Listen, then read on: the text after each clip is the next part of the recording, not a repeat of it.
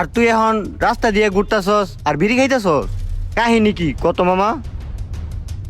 মামা, একটা মেয়ের আমি অনেক ভালোবাসতাম, ওরে ভালোবাসার পর আজকে আমার এই হাল। ভালোবাসস?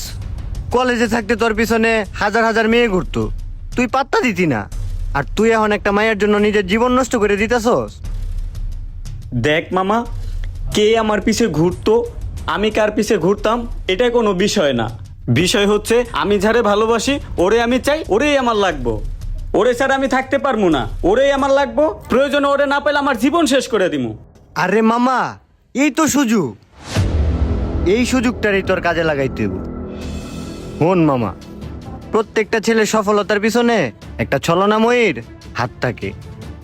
আর ওই মেয়েটা তোর কি কারণে ছাইড়া গেছে, ওই ঘাটতিটা তোর খুঁজে বাইর করতে হইব। আর খুঁজে বাইর করার পর ওই ঘাটতিটা তোর পূরণ করতে হইব।